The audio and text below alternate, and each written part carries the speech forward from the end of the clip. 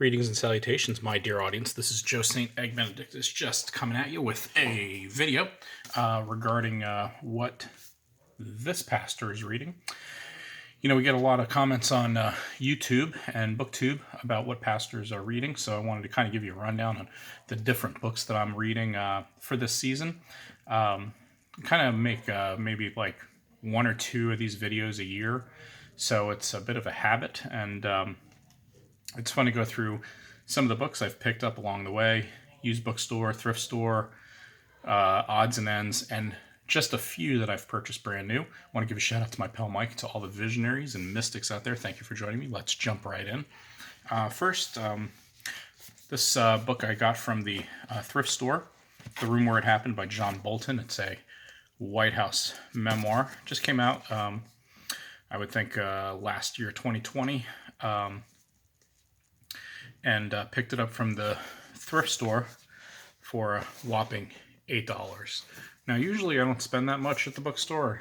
It's originally $32.50, but they had two of these copies. Both were $8, and as you can see, I've started reading it. It's very interesting if you're interested in recent politics or political happenings in the Trump administration. It's a good read. I recommend it. So this is the one I'm currently reading, and trying to get through it for the summer. It's a bit thick. Okay, next two books I picked up actually today from the thrift store. Both of them are by Henri Nouwen, who is one of my favorite authors. He's a late Catholic priest and spiritual author. Wrote many books. I've been reading him for 25 years and absolutely love his writing. These two are part of a trilogy of his collected writings and notes from the Nouwen Institute. This one is on spiritual direction. So some I'm very interested in, spiritual direction, and have offered a ministry at our church in spiritual direction. It's not like counseling. It's not like therapy. It's more like having intentional conversations about your prayer life and how you can improve your prayer life and your spiritual life. This one is on Discernment. This is the book that originally caught my eye today. I just happened to look on the bookshelf and they had these two, so I picked them up, both $1 each. Spiritual Discernment, and again, it's a collection of writings put together post. What's the post hoc posthumously. Anyway, that word, when you pass away and somebody collects your writings and publishes for you. That's what these are. All right. Next book I got from Association, the Baptist Association. They gifted them to all the pastors, for which I am grateful. Replenish by Lance Witt, Leading from a Healthy Soul. It looked like an interesting book on leadership, and talks about every leader functions on two stages, the front stage and the back stage. Most likely I'm going to read this book next because it did catch my eye on... I like reading books on leadership. I mean, I don't go out of my way to purchase them, but hey, when you get a book for free, I mean, who's going to stop you from reading it for free? And it's a book that I may actually read with my staff. I am not sure yet. All right, let's see what else I got. Next book I got from Amazon, new. Like I said, I don't get too many new books, but was interested in this book particularly because of my studies in trauma. Resurrecting Wounds by Shelly Rambo, who's a well-known name for those who are who do trauma and biblical or Christian studies. This one interpreting, providing resources for trauma from the point of view of Thomas and his interaction with the resurrected Jesus in the Gospel of Thomas. So this is one I'll read probably in the fall or around the winter, when I kind of get more pensive in my spirituality. I always get a little bit more pensive in autumn, so I may save that, but this is on deck. Next book is one I'm currently reading through. I bought this brand new as well. This just came out, and might have been 2021 or late 2020. Barbara Brown Taylor, always a guest. Barbara Brown Taylor is my number one favorite author. So if you ever say who's your favorite author, she would be it. This particular book is a collection of her essays, collection of her sermons after being retired from the ministry, or semi-retired from the ministry, or full-time ministry for the last few years. She does teach full-time at Piedmont College in North Georgia, and this is a collection of sermons in various settings, different churches, conferences.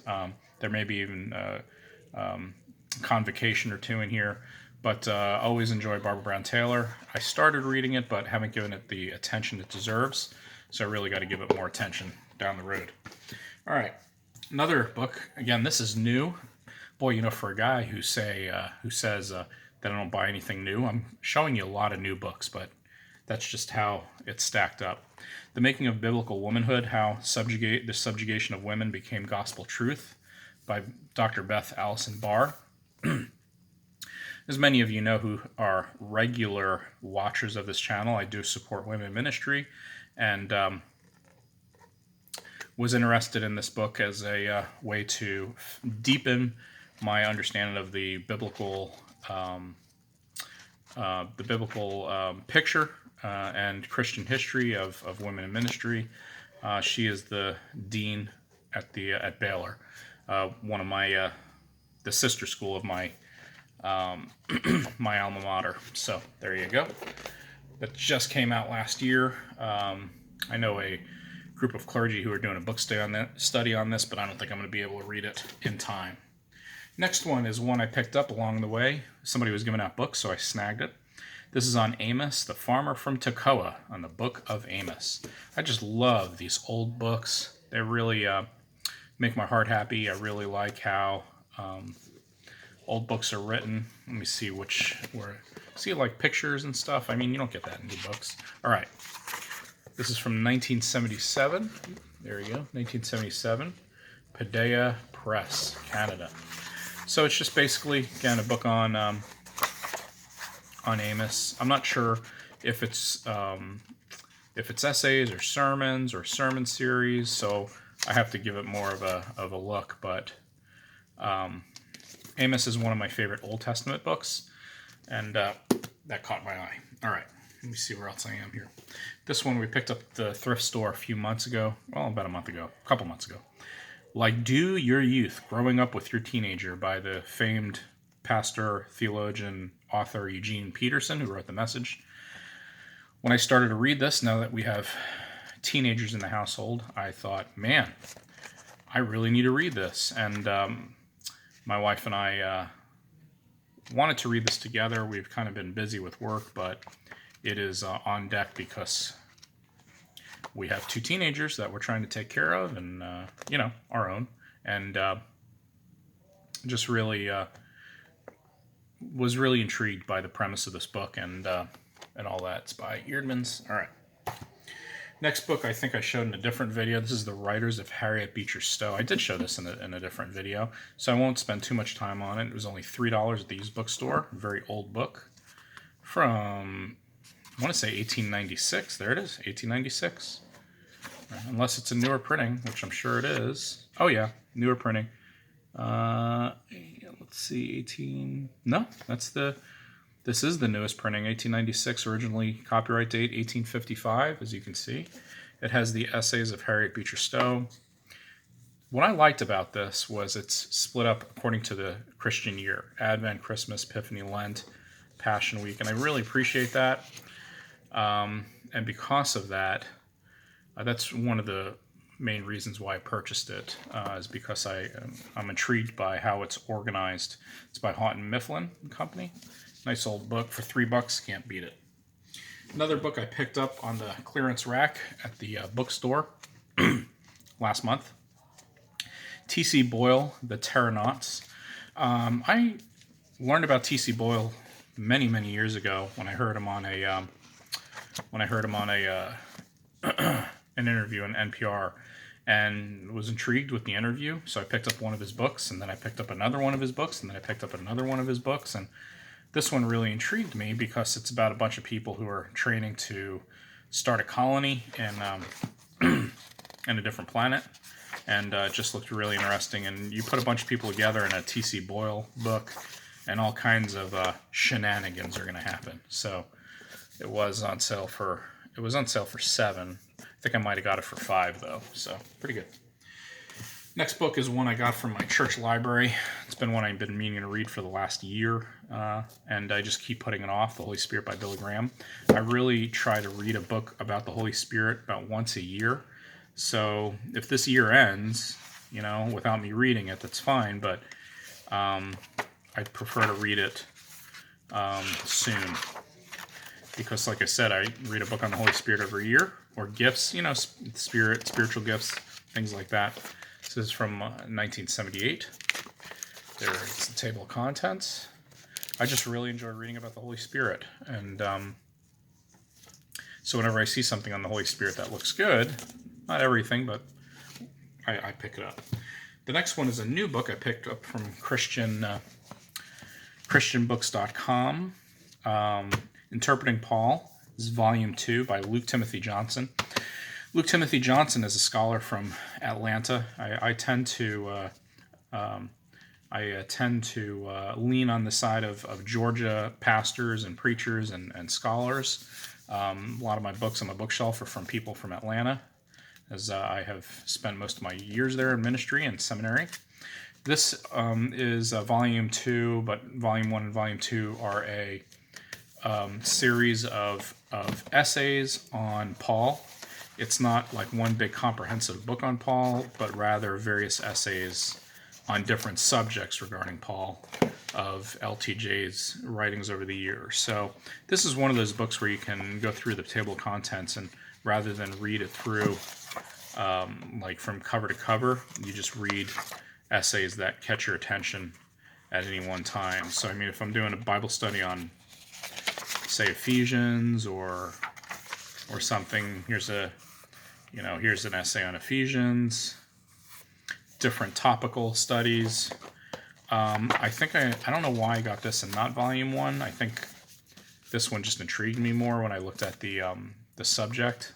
I think Volume 1 is more on like the background history of Paul, which I wasn't too interested in. This is more topical, so that interested me. All right, I think the last book is one I already showed, George Buttrick on Prayer. I think I already showed this one. I actually started it. Wasn't as good as I had hoped. It was a little slow, so I stopped reading it. But I think I already read up to page 72. I think I already showed this one, so I'll skip this one and a long thing. But George Buttrick is an old 1950s pastor from Madison Avenue, New York, and a homiletician. Wrote a big book on preaching and taught at the Union Theological Seminary. But the book wasn't as good as I had hoped. Another book that I didn't really like when I started was this, Pastrix, by Nadia Bolz-Weber. I appreciate memoirs and kind of coming of ministry or coming of age stories. This one by a very what do we call it, infamous pastor. And I started reading it, and I just couldn't really get into it. I'm not sure. I only made it to page 5. I'm not sure if I'll continue to read it. I was thinking about just donating it back to the thrift store where I got it. So I'm just not sure. I've read other books by kind of cutting-edge contemporary Christians that I've enjoyed, and I'm having trouble getting into it. So we'll see. I don't know. Anyhow, so those are some of the books I'm reading this summer, and we'll get through them eventually, and I'm just really enjoying reading. So if you're a ministry out there, leave a comment. Let me know what you're reading. I hope you like videos on books, because I sure do. And I hope you have a wonderful day.